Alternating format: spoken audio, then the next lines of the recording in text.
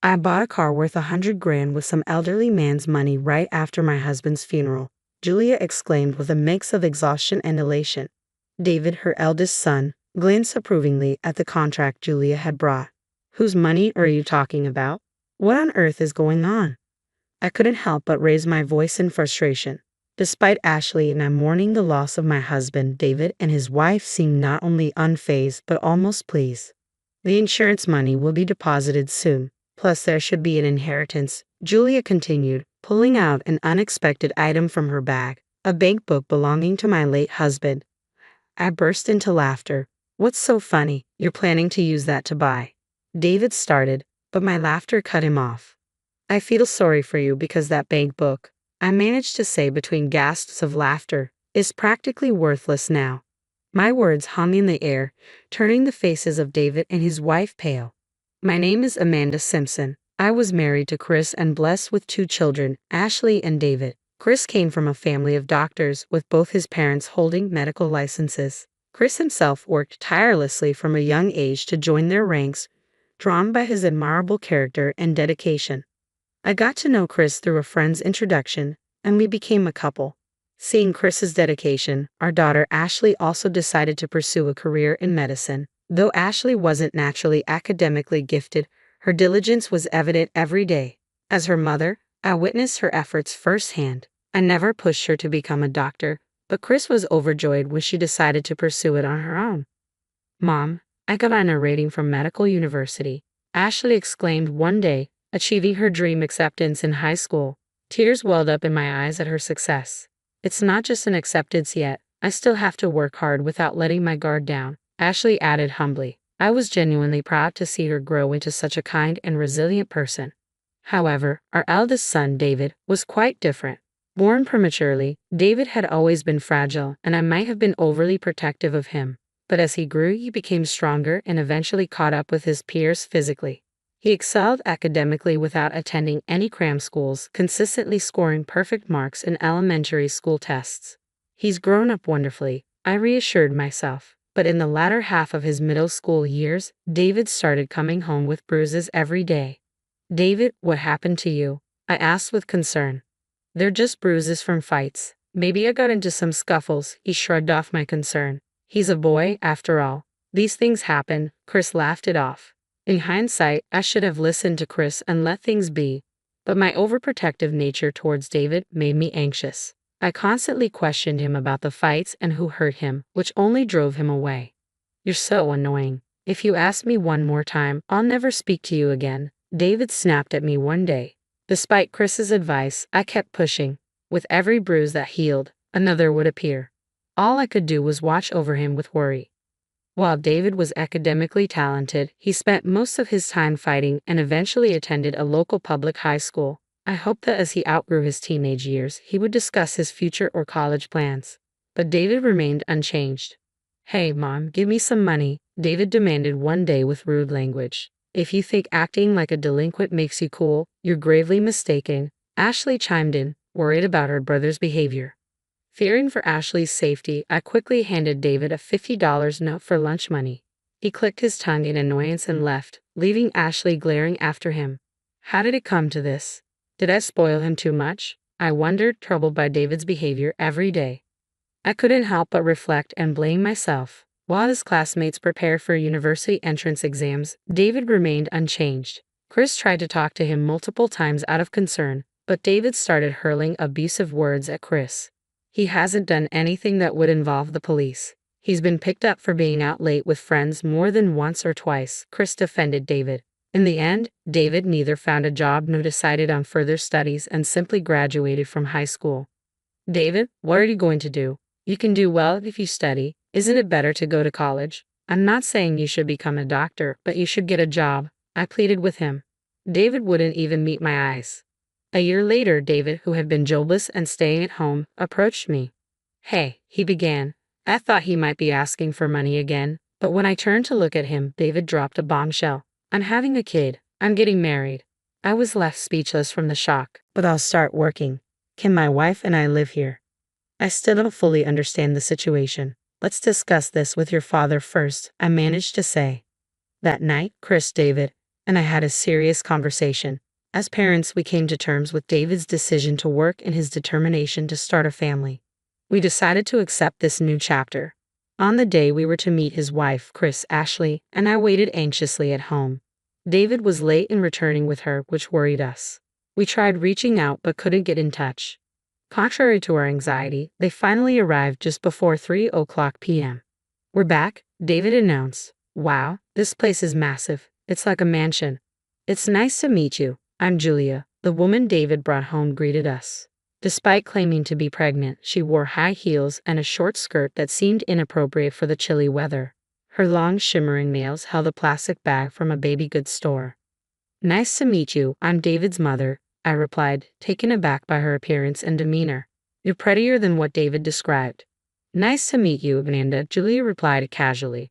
Her behavior lacked any semblance of manners, leaving me simply stunned. "Where's my room?" Julia continued, unfazed. "Oh, we haven't decided yet."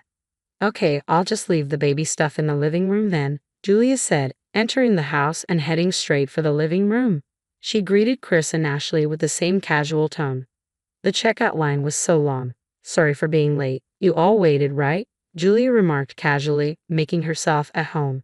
Chris, Ashley, and I exchanged glances, speechless at her audacity. We had expected a simple greeting, but Julia acted as if she owned the place, placing a ton of luggage in the living room without a second thought. I greeted Julia again, noting she was 22 years old. Apparently, she worked part-time at a bar. As a child, her parents divorced, and she was raised by her father. However, he later disappeared, and she grew up in a children's home. It must have been tough without any family, but I couldn't excuse rudeness based on circumstances alone. Ashley then engaged Julia in conversation about her pregnancy. "How many weeks pregnant are you now? I noticed earlier you're wearing high heels. Your belly doesn't seem to be showing yet, but it's risky," Ashley expressed concern. I felt relieved hearing Ashley's caring words. David chimed in on Julia's behalf. "I thought the same. Julia apparently only has heeled shoes. Buy her some, Mom." Suddenly, the conversation turned to me, catching me off guard. "Oh, don't be surprised. You probably don't know my taste, right? If you give me money, I'll choose for myself," Julia said without hesitation. I was at a loss for words at Julia's boldness. Ashley intervened sharply. "Why should Mom buy it? Why don't you, David? The baby inside me is her grandchild, isn't it?" "So what? It's your child, not hers," Julia retorted casually. Ashley was furious. Is this what a sister-in-law is supposed to be like? Hilarious.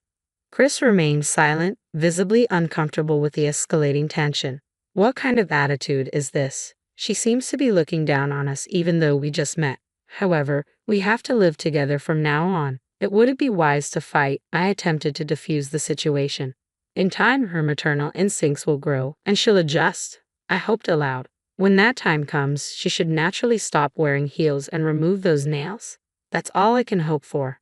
Ashley, particularly concerned as a future doctor, added sharply, "Anyway, make sure you earn and buy appropriate shoes before your belly gets larger. Also, remove those nails if you can't manage a pulse oximeter. They'll definitely need to come off."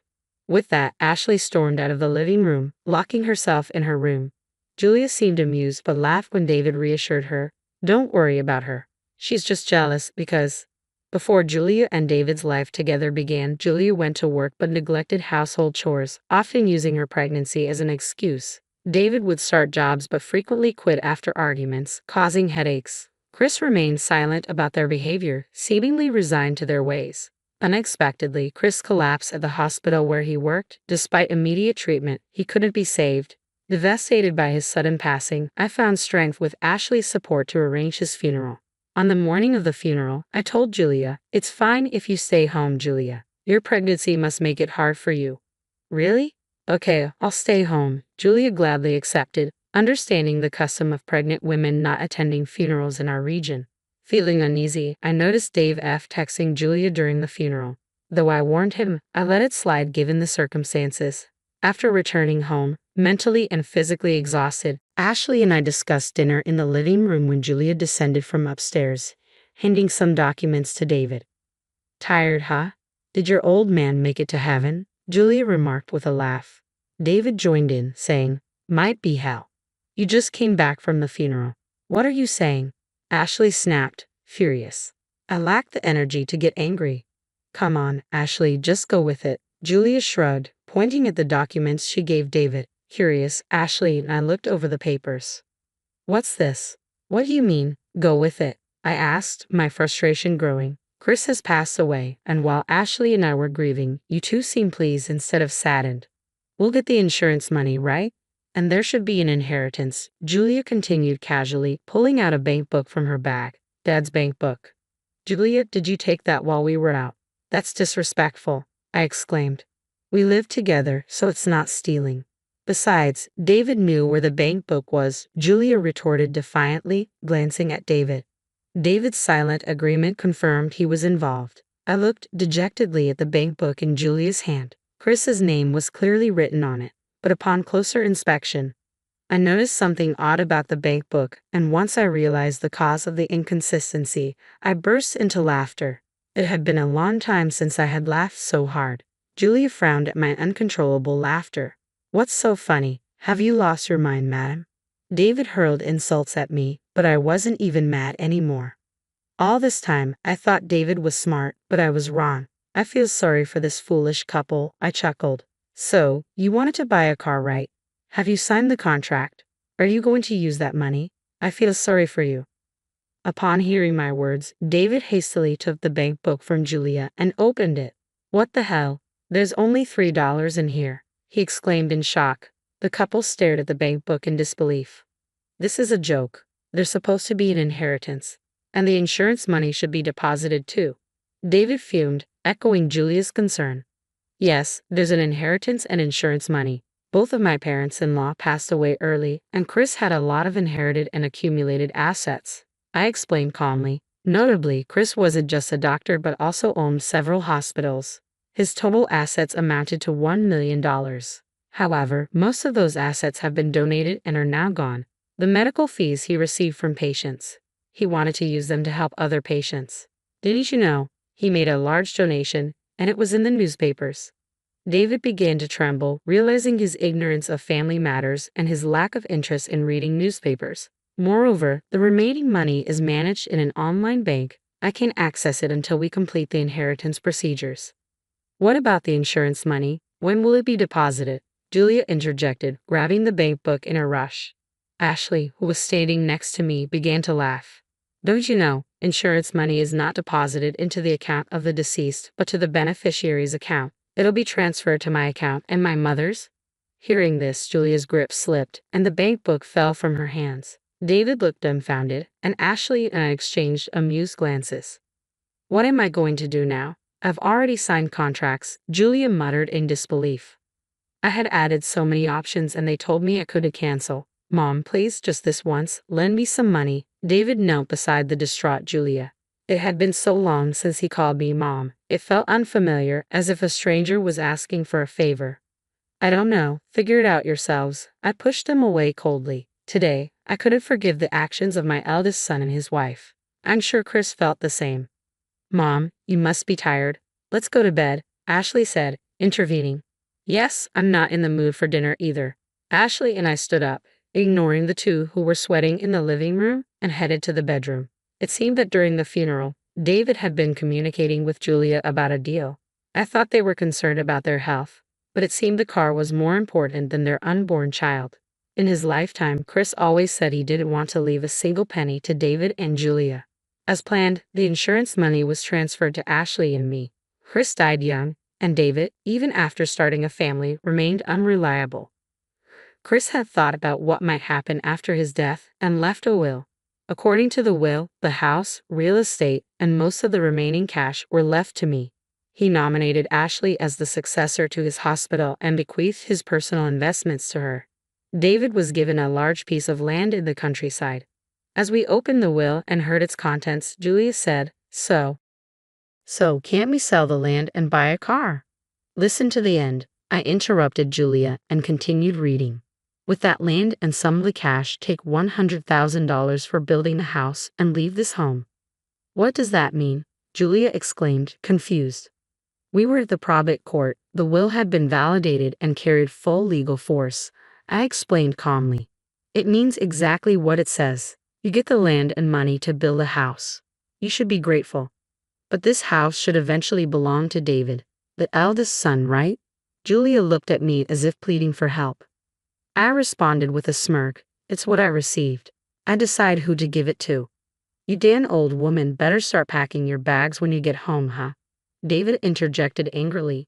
By the way, the land that Chris designated for David was about 30 miles away in the mountains. It was indeed vast but mostly untouched woodland. No matter how large the land is, if the construction cost is $100,000, the house built on it would probably be small, I remarked, knowing David and Julia, who likely had nothing, would make a fuss about the inheritance.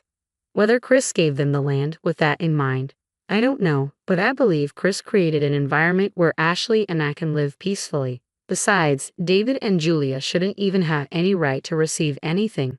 They should be grateful for whatever they can get. A few days later, a grandchild was born. Julia's water broke in the middle of the night, and she was immediately taken to the hospital after making a call.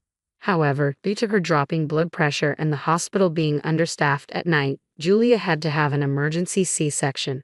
Despite repeated warnings from Ashley to remove her nail extensions, Julia didn't listen. Apparently, the nurse possibly removed them.